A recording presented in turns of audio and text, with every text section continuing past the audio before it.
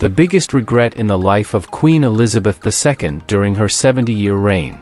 Hello, and welcome to the Tao of Truth. It is a privilege having you on my channel.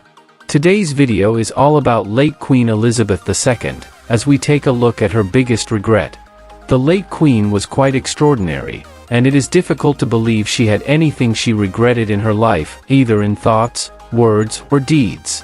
However, as human beings, it is impossible to be perfect, and even more so to not have any regrets in life.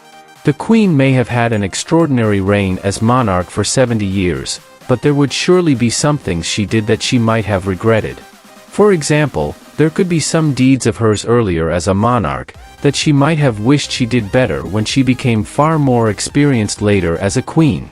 We must understand that when she became monarch, she was only in her 20s, which is quite young for a monarch, and no matter how wise she was at the time, she was still quite inexperienced, and it would be difficult to say she didn't make any mistakes based on this.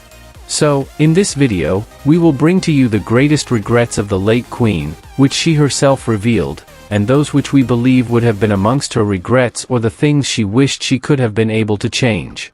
Before we continue, I am asking that you subscribe to my channel, and turn on notifications, by hitting the bell icon.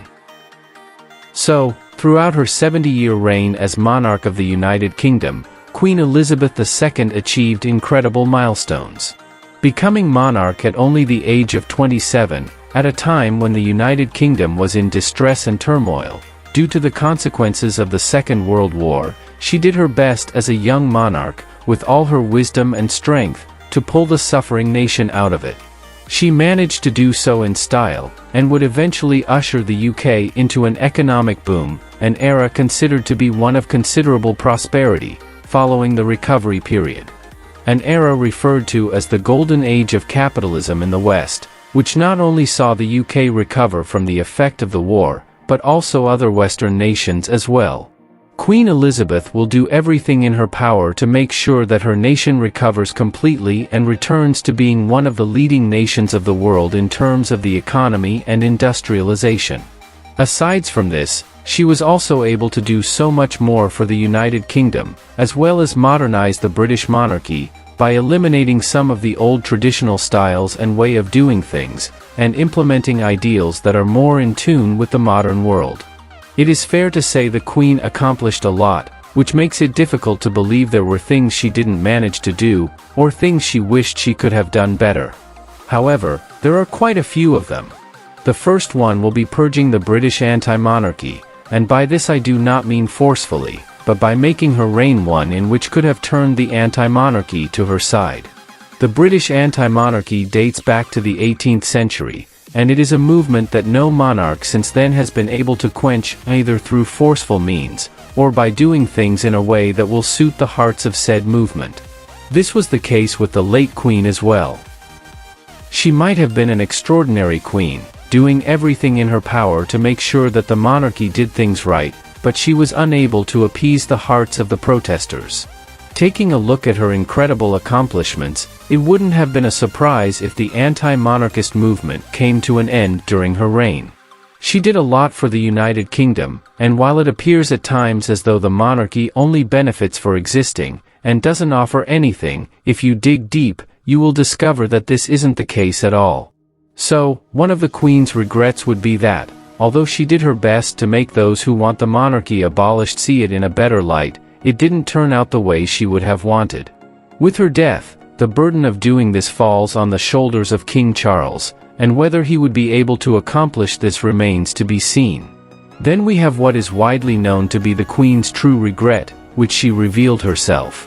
In her illustrious 7-decade reign, there is one instance she always regretted and felt remorse for. According to reports, she never forgave herself for that one instance, and that is the Afterban mining disaster, which happened back then, in the 60s. So, in the year 1966, Afterban, Wales, a disaster happened, which saw the collapse of a colliery spoil tip, leaving 144 dead, with the most affected being a junior school, where the disaster led to the grieving of 116 children. A period of devastating sorrow for the United Kingdom. Just when the Queen was expected to pay a visit to the school after the incident, it was her husband Prince Philip who showed up instead. This led to a lot of criticism by the media, until 9 days later, when she finally attended. Upon showing up, the Queen was deeply distressed, shedding tears in public, and sympathizing with the bereaved. According to reports, the reason why she waited for 9 days was because she was deeply distressed, and didn't know how to face the UK public, and especially those affected. Her regret, which she always talked about, was not going to the site immediately after the incident occurred. Because of this, she opened up a new school in honor of the late children, and she would often visit the site, in an attempt to right her wrong. This is her greatest regret, and there's none other which is comparable to this. There might be some other things she would have wished to have handled better or solved before she passed away. For example, the union with Scotland. We are all aware of the conflict in this union, and how many in Scotland have always wanted to end the union. The Queen's lifelong dream was to save the union. Recall that there was a referendum in 2014, and 45% voted to split from the union between England and Scotland. 45% is quite significant, because it goes to show, almost half of the Scottish people no longer want to be part of the union. The union has lasted for centuries, dating back to the 17th century, when the Acts of Union was passed by the Parliament. This comes after Scotland had been continuously fighting for independence, dating back to the 13th century, when they've always tried to free themselves from English rule.